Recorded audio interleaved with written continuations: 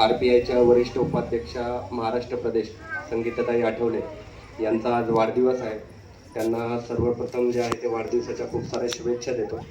बरेच जण बऱ्याच गोष्टी ताईंविषयी सांगत आहेत. मला ॲक्च्युली ताईंचं कौतुक कुठल्या गोष्टीचं वाटतं, मी ही फक्त गोष्ट तुम्हाला सांगतो की me out of the box राहून बऱ्याच गोष्टी पाहत असतो. ताईंचा आणि आमचा संवाद बऱ्याचदा होत असतो. आपण म्हणतो की शिव फुले शाहू आंबेडकरी चळवळ आपल्या महाराष्ट्रामध्ये सुरू आहे आणि महात्मा फुलेंनी महिलांच्या अधिकारासाठी, डॉक्टर बाबासाहेब आंबेडकरांनी महिलांच्या अधिकारासाठी जे आहे ते खूप काम केलं. त्यांचं आयुष्य जे आहे ते पूर्णपणे वेचलं त्याच्यासाठी. मात्र आजही आपण पाहतो की काही महानगरपालिकेमध्ये, स्थानिक स्वराज्य संस्थांमध्ये जे आहे ते 50% आरक्षण महिलांना आहे.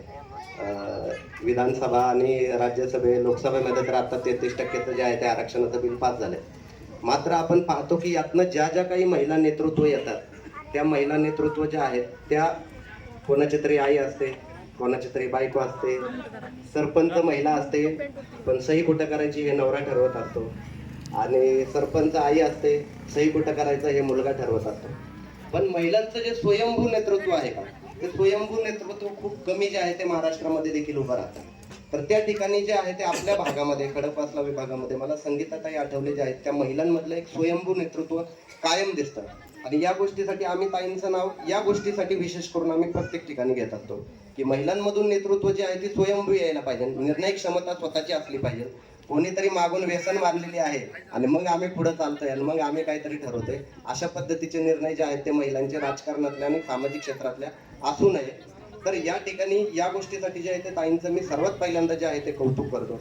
त्याच्याही पलीकडे जाऊन आपल्या भागातनं जे आहेत त्या या सगळ्या गोष्टी करतात. त्यामुळे एक सावित्रीचे लेख, जिजाऊचे लेख, रमाईचे लेख जे आहे ते आमच्या भागामध्ये आहे. या गोष्टीचा आम्हाला खूप अभिमान वाटतो.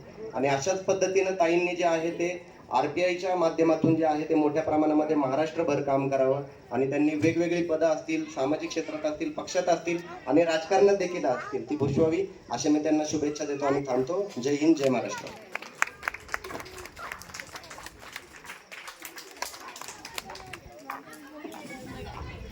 खूप छान अशा पद्धतीने या ठिकाणी आपण मनोगत व्यक्त केलं, त्याबद्दल मी आपलं मनापासून आभार मानतो. त्याचप्रमाणे युवक आघाडी RPI सचिव दत्ताभाऊ चव्हाण, आपण सुद्धा या ठिकाणी आलात. आपलंही या ठिकाणी संगीताताई आठवले परिवाराच्या वतीनं हार्दिक हार्दिक स्वागत. त्याचप्रमाणे अरविंद शिंदे,